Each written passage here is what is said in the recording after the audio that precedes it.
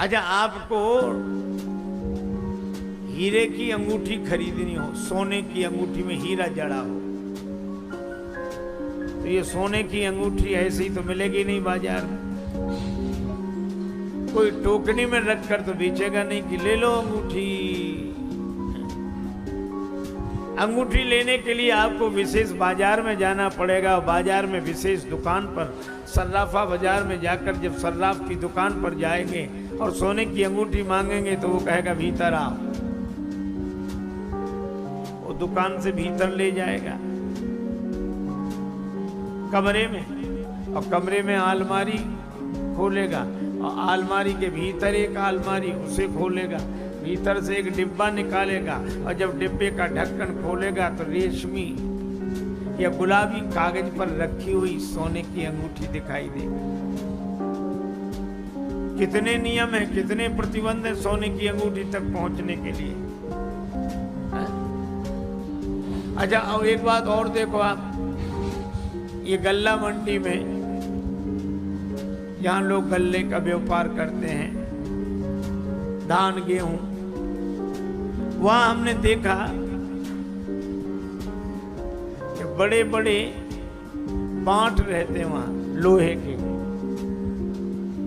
10 kilo, 20 kilo, 5 kilo, 2 kilo बांट रहते कि नहीं। तो दुकानदार अपनी दुकान बंद कर रहा था शाम को,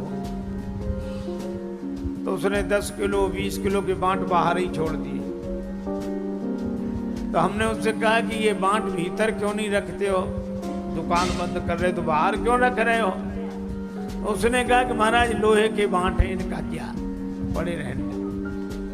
उस दिन हमें समझ में आया कि माताओं के लिए इतने नियम क्यों, क्योंकि भारतीय संस्कृति माताओं को सोने की अंगूठी की तरह समझती है, और पुरुष तो लोहे के बांट हैं, ये तो कहीं भी पड़े रहे, इनका क्या।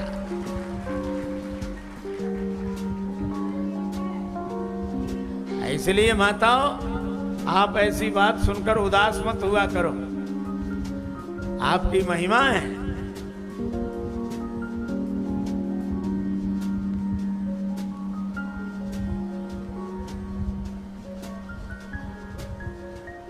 एक पंक्ति बार बार कही जाती है, ढोल गमार शूद्र पशु नारी सकल ताड़ना के अधिकारी। अब ये बात कही समुद्र ने है, तो समुद्र का कहा हुआ वाक्य कोई आदर्श वाक्य होगा, और जो स्वयं डांटने से माना उसे लगता सब ऐसे ही मानते होंगे। पर माताएं तो बड़े। एक मैया हमसे बोली, बाबा आप राम कथा करते हो। हमने कहा माता भगवान की कृपा है। बोले सो तो ठीक है, लेकिन तुलसीदास जी ने सारे संसार को अच्छा लिखा, हमारे लिए तो बहुत गलत लिखा है। हमने कहा क्या लिखा है। का ढोल गंवार शूद्र पशु नारी सकल ताड़ना के अधिकारी। हमने कहा भैया अब तुलसीदास जी महाराज तो लिख कर चले गए, उन्होंने, अब तुम भी रो और हम भी रोएं। तो बोली बाबा तुम क्यों रोओगे, हम ही रोएंगे, तुम तो महात्मा हो, तुम्हारी तो बड़ी महिमा लिखी है रामचरितमानस में। हमने कहा भैया हमारे लिए भी लिखा है। बोले कहाँ लिखा है। हमने कहा हमारे लिए लिखा, नारी मुई गृह संपत्ति नासी मूड मुड़ाए होई सन्यासी, लिखा है कि नहीं।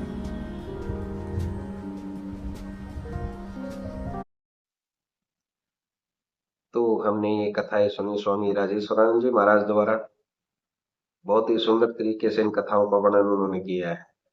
उम्मीद है आपको ये कथाएं बहुत पसंद आई होंगी।